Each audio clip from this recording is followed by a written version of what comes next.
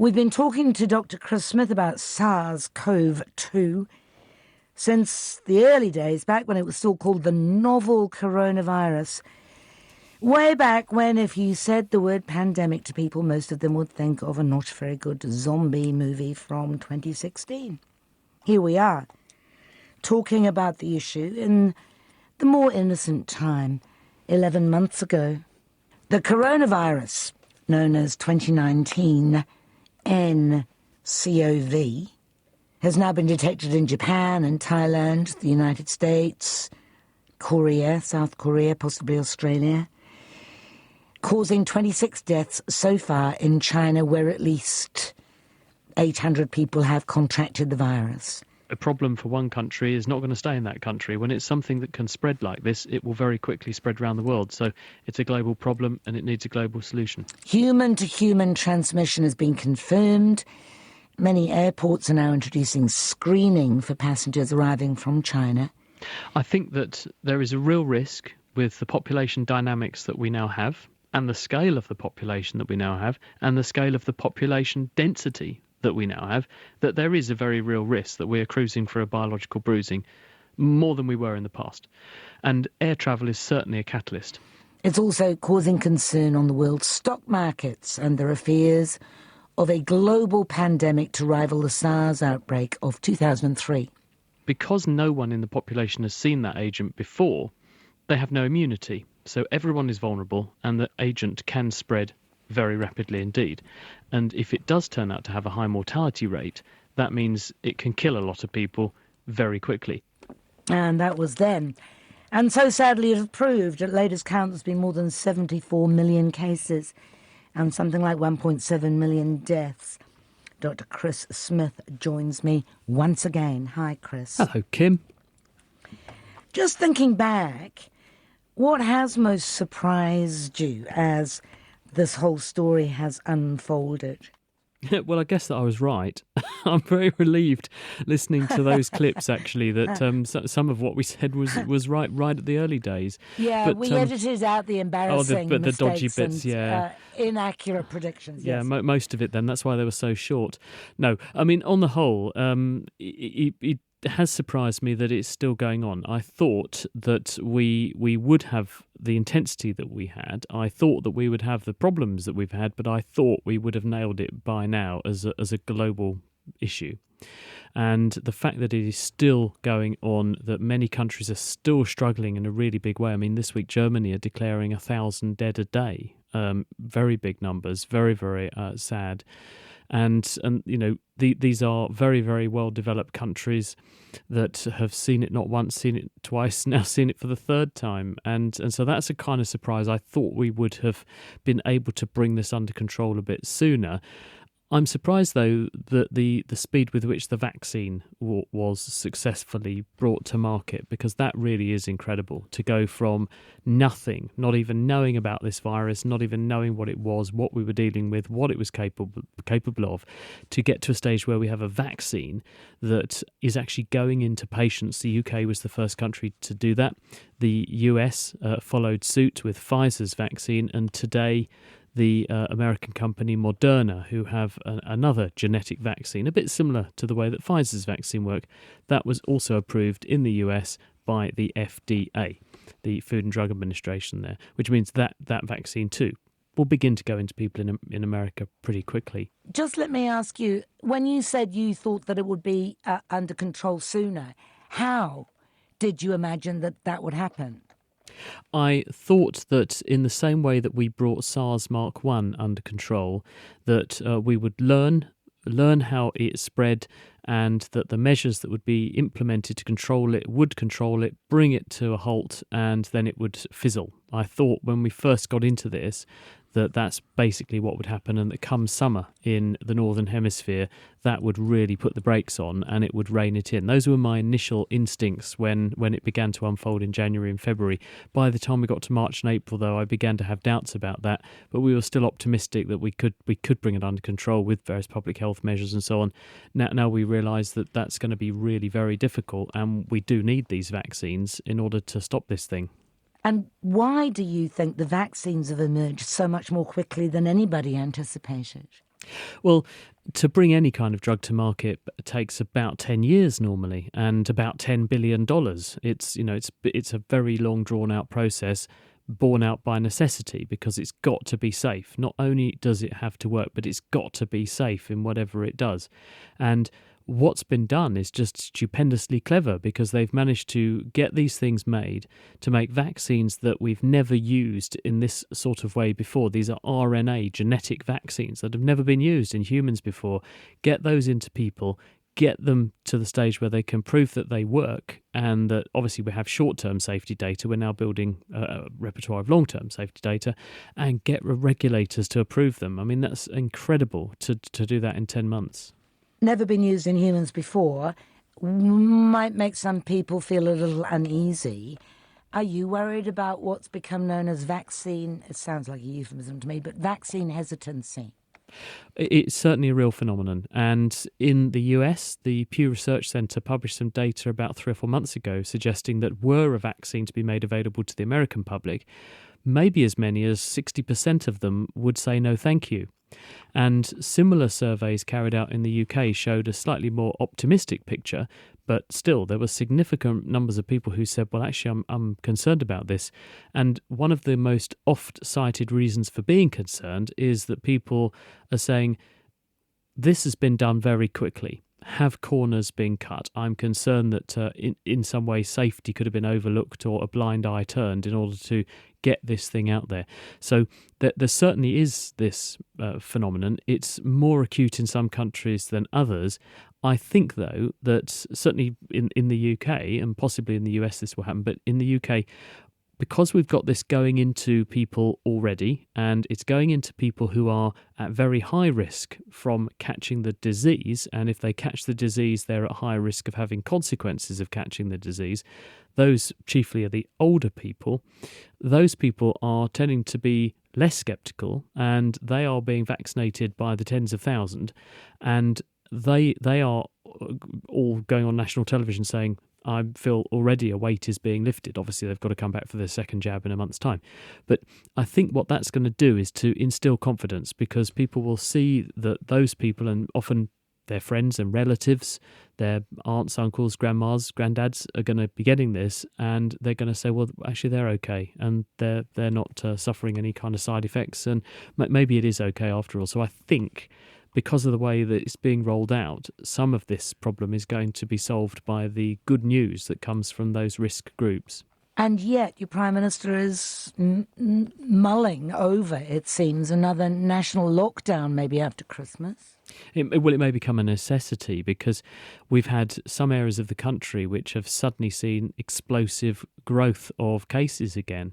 This was announced, it really caught the media by surprise with their pants completely around their ankles on Monday, because Matt Hancock, the Health Secretary, stood up in the Houses of Parliament and was talking about what's going on with coronavirus and said, and by the way, we've detected a whole new variant of coronavirus which is popping up in the southeast of the country. We've detected it. We've told the World Health Organization it's a mutant. And there was no briefing information. There were no press releases given to the media. It was just this statement put out there with no background information. So you can imagine this fueled intense speculation, totally hijacked the front pages of all the newspapers the following day with a mixture of different sorts of scare stories. And we weren't clear whether they'd done that because they wanted to sort of scare the public a bit into not misbehaving themselves over Christmas, because the government had committed to saying, well, we're going to relax the rules for 5 days over Christmas, so people are going to get together. Maybe this will help to keep a lid on that. Or whether it was just that they didn't want the story to get broken the wrong way, as in somebody just says, hey, by the way, there's a new variant circulating and the government aren't telling us about it, which may arguably be worse. But as a result, there was quite a lot of speculation, and we're not altogether concerned about this new variant, but they've attributed the possibility that we're seeing more spread and a big surge in cases in some parts of the country because this variant might be more transmissible. They don't know that it is. There's speculation that it might be. Matt Hancock said that there's no evidence that it will not respond, the new variant will not respond to the vaccines being rolled out. And indeed, Tony Fauci said on 9 to Noon yesterday that there is no evidence that the coronavirus is going to turn into some kind of influenza thing for which you have to change the vaccination every year. But why not? Why won't this variant circumvent, as it were, the currently available vaccinations?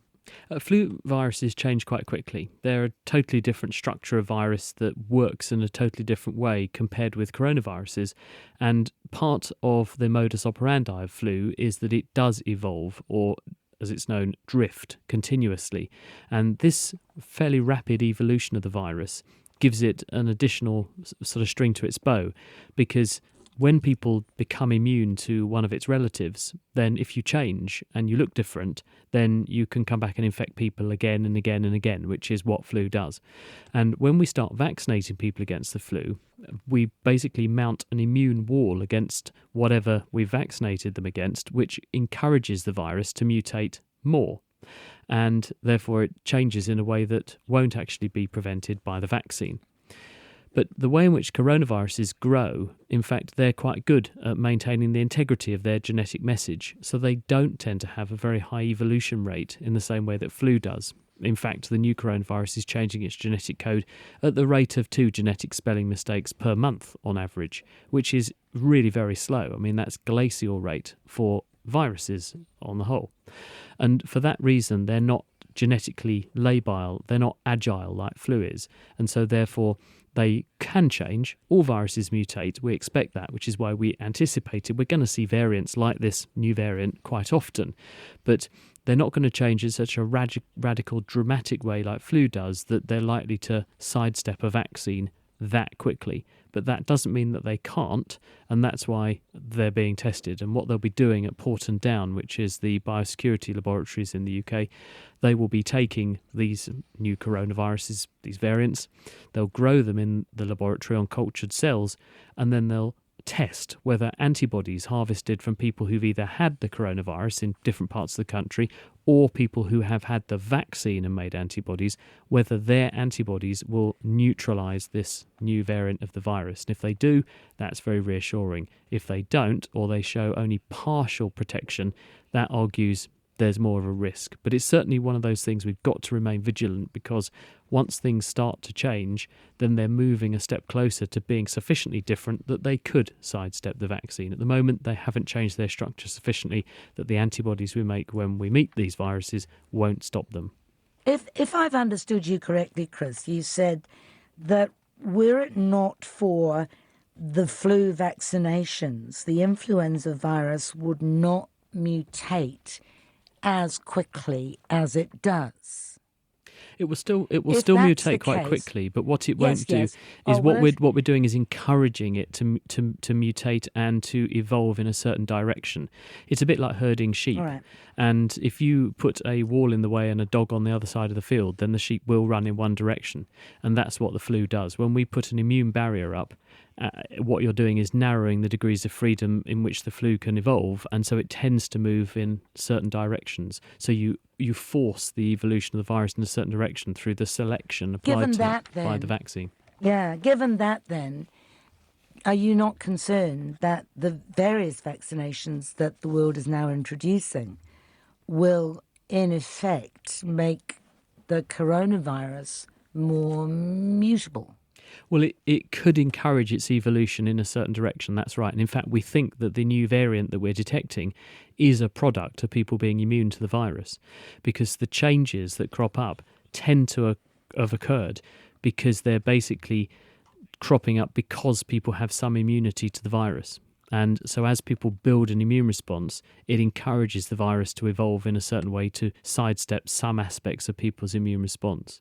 So yes, we do think that we're going to be encouraging the virus to move in a certain direction, but whether it will do that sufficiently quickly or enough to sidestep the vaccine, that seems less likely. Because remember, when you make a vaccine, you stimulate the immune system to make a whole different constellation of antibody types that recognise and stick to different parts of the surface of the virus. And as a result, even though the virus may change one bit quite dramatically, often there's still enough antibodies in that constellation that you made that will recognise bits that haven't changed, and they'll still neutralise the virus and stop it.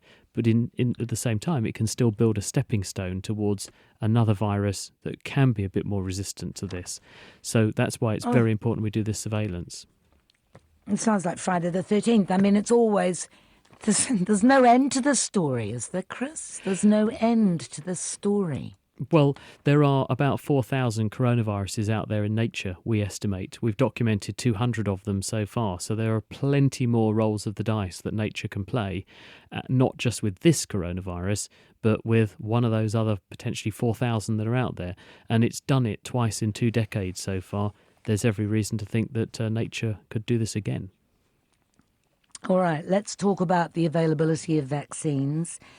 Rich countries do appear to be stockpiling. Even that nice country, Canada, seems to have ordered enough vaccine to give every inhabitant 6 vaccinations each. Whereas the poorer countries, the developing world, will, it seems, not receive sufficient vaccinations for their needs. What can be done here? Well, there's a really simple economic argument behind this, which I think politicians in the know will be very cognizant of, which is that the world runs on global trade, where people have raw materials that they want to sell to people, and this brings important money into those countries and it brings important resources into the other countries. This can only work effectively and at the scale that we're used to provide the revenues that we're used to and therefore the lifestyle we're all used to, if those countries are all running at the pace that they used to. And if you've got a country paralysed by coronavirus because either people are sick and they can't go to work, or there are restrictions in place that are impairing how people work and when they work and where they work, it's going to truncate and cut off some of those supply chains. And so everyone realises that we have this, and one of the clips of me from the beginning of the year, I remember saying it was, this is a global problem, it needs a global solution. People realise that we ignore every other country at our peril because many of the things that we rely on to keep our industries and our industrial gearboxes turning come from other poorer countries. And if they're not working, ultimately we're not working. And if you work out the costs and do a cost-benefit analysis, it turns out the economic argument is a compelling one. It's much cheaper actually to bankroll vaccinating these other countries at no expense to them, at your expense, because the cost to your economy if you don't do that actually in the long run ends up greater. And that's not taking into account any of the humanitarian aspects to it. It's just taking into account an economic argument. It seems pretty compelling to me. UNICEF has now secured nearly 2 billion doses, I think, for global distribution. But, a lot more is going to be needed, is it not? Yeah, it is. But what I will say is that at the same time, there are still many projects in evolution to make vaccines. Some of the vaccines that are currently being used, and specifically the Pfizer vaccine, for example, that would be totally useless in a third world setting because it needs to be stored at minus 80 degrees C. These countries that we're talking about, the poorer countries, they don't even have an electricity supply that they can rely on, let alone a supply of minus 80 degrees C freezers that would keep the vaccine in the condition it needs to be kept in to mean it maintains its potency. So we're going to rely on the other projects that are coming along. I know some of the people who are behind these projects that are working on longer term solutions of different sorts of vaccines that will be much more ideal horses for those courses, that will be very stable, very useful in the field and safe as well. And therefore, just because Pfizer's vaccine is potentially got a lot of custom out of first world countries, it doesn't mean that people have forgotten. They are working very hard to make vaccines that will be suitable for other countries and will provide the protection that those countries are going to need. We don't hear very much about a vaccine developed in China. No, they've got some trials going on. They have a big trial in South America of their vaccine. It got stopped for a bit because of some adverse reactions, but then all of the major players have had adverse reactions declared, which have subsequently then been found no case to answer, and they've been able to carry on. But the Chinese have been selling their vaccine. It's been going into people. I don't think it's actually been officially approved yet to WHO standards, but it's certainly been being deployed, but it is still being tested. There has been a suggestion that what vaccines do is stop you getting very sick, but you will still get sick and you will still be contagious. Is there any evidence of that? Well, it's certainly a theoretical possibility.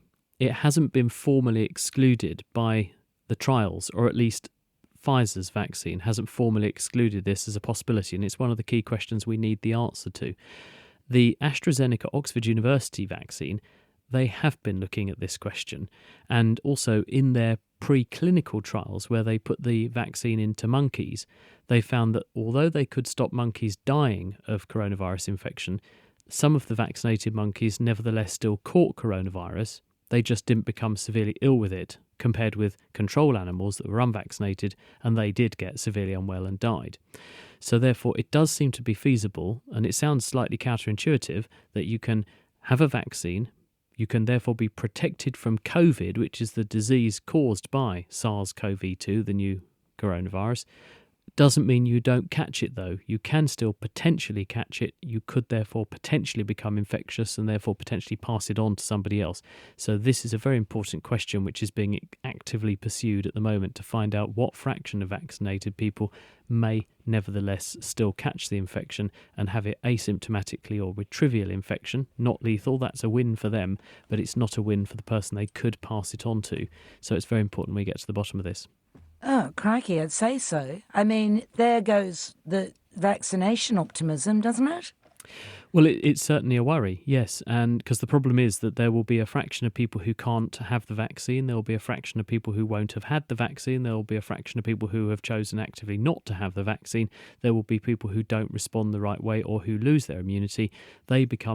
They remain potentially susceptible. So understanding whether, having had the vaccine, you are either one of them or you could give it to one of them is a crucial question.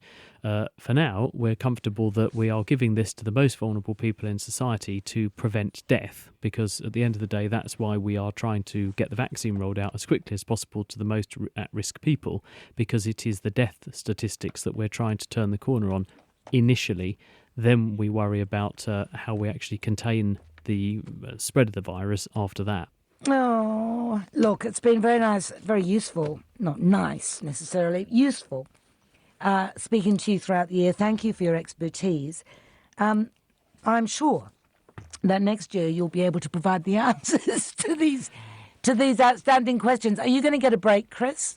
Yeah, I am. I'm going to do I've got some clinical sessions I still have to do over Christmas at the hospital, but luckily we've made all our programs we were going to make for the Christmas period, and they've all been handed over, so I have no more programs to do really, apart from the odd ad hoc bits and pieces, and I'm getting back to my motor mechanics that I used to do 20 years ago when I was a student, and I haven't done for 20 years. My lockdown discovery was that I'm actually still quite good at this stuff and I still quite enjoy it, so I've really pushed the boat out this time.